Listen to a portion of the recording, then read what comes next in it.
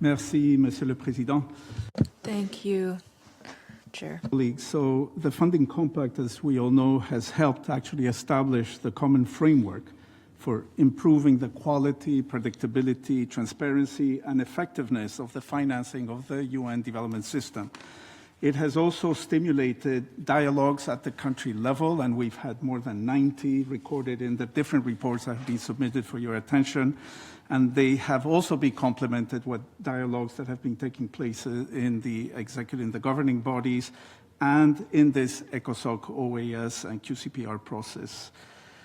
These discussions have actually helped establish the beginnings of a more monitoring of the mutual accountabilities, but certainly more transparency and better understanding of the funding trends of the sort that Jens just described, maintaining a certain attention to the importance of this balanced and sustainable funding base and mix.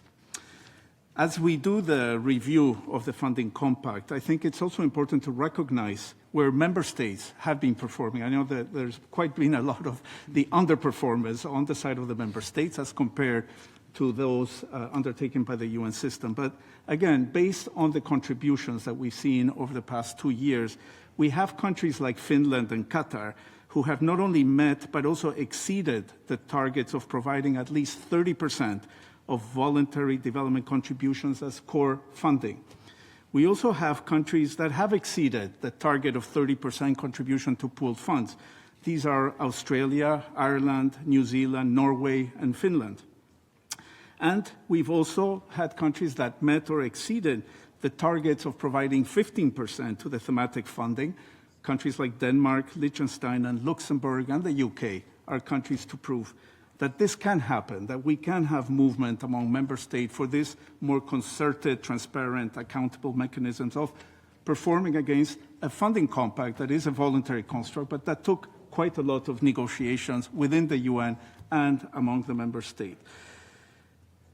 Looking ahead, the central question is not whether we need more reporting on the funding compact indicators. It's more like, how do we use all this reporting and all this data and all these dialogues that we have been having in order to address the challenges of the multilateral system funding? And here, the analysis taken by the colleagues in the Working Stream 18 of the UN80 work packages suggests that the challenge is no longer more reporting and more data. It's more the quality of the dialogue. It's how these issues are discussed in the governing boards and how we have a global review process, because currently all these mechanisms are very fragmented, do not lend themselves to learn any lessons across different processes, and are not suited really for the purpose of identifying challenges and translating the findings into operational policy directives for our colleagues performing support at the country level.